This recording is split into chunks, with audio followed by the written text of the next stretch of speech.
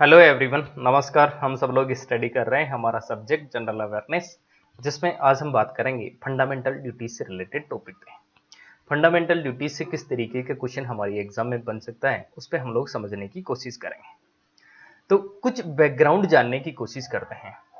हमारा जो original constitution था उसमें फंडामेंटल ड्यूटीज जो है मेंशन नहीं है। यहाँ पे सबसे पहले फंडामेंटल ड्यूटीज का जो कॉन्सेप्ट है वो ऐड किया गया 42 कॉन्स्टिट्यूशन अमेंडमेंट एक्ट में, और ये जो है लाया गया 1976 में। और ये किस कमेटी की रिकमेंडेशन पे ऐड किए गए? शवरन सिंह की कमेटी के रिकमेंडेशन पे ऐड किए गए। और यहाँ पे total number of fundamental right duties कितनी ऐड की गई? ये total number of fundamental duties add की गई 10। नेक्स्ट, 11th फंडामेंटल ड्यूटी जो है वो ऐड की गई 86 कॉन्स्टिट्यूशन अमेंडमेंट एक्ट में 2002 में। और ये जो है यहाँ पे अब total number of fundamental duties यहाँ पे कितनी हो गई? 11। और यहाँ पे आर्टिकल कौन सा स्पेसिफाइड है? Article 51A। और पार्ट 4 में यहाँ पे बात की गई है फंडामेंटल राइट ड्यूटीज की। तो फंडामेंटल ड्यूटीज से रिलेटेड आपको जो है बैकग्राउंड पता होना चाहिए कि 42वें संविधान संशोधन में शवरन सिंह की कमेटी के आधार पे रिकमेंडेशन पे 10 फंडामेंटल ड्यूटीज ऐड की गई। 11th फंडामेंटल ड्यूटीज जो है वो 86 कॉन्स्टिट्यूशन अमेंडमेंट एक्ट में, जहां पर राइट टू एजुकेशन में आर्टिकल 21A जोड़ा गया था, वहीं पे हमारा 51A में एक 11th नंबर की फंडामेंटल ड्यूटी भी ऐड की गई। और फंडामेंटल ड्यूटीज कहां पे मेंशन है? पार्ट 4A में है, पार्ट 4A में। ठीक है, नेक्स्ट। अब 10 फंडामेंटल ड्यूटीज आपके सामने हैं, आप इनको जो है रीड आउट कर सकते हैं। पहली फंडामेंटल ड्यूटी जो है वो है to abide the constitution, respect the idea and institution. आपको जो है आइडियल एंड इंस्टीट्यूशन का क्या करना होगा? रेस्पेक्ट करना होगा। ये हमारी फंडामेंटल ड्यूटी है।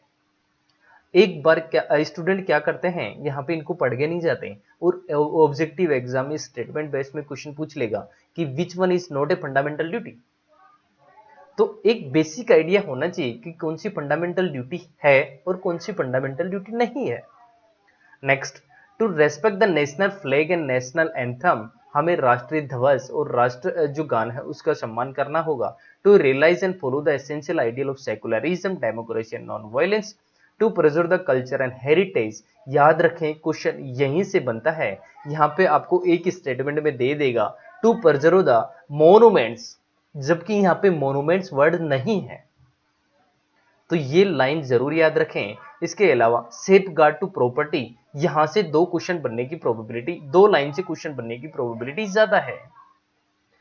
To safeguard the public property and to preserve the culture and heritage. Next, to protect the sovereignty and unity and integrity of nation. ये भी आपको पता होना चाहिए।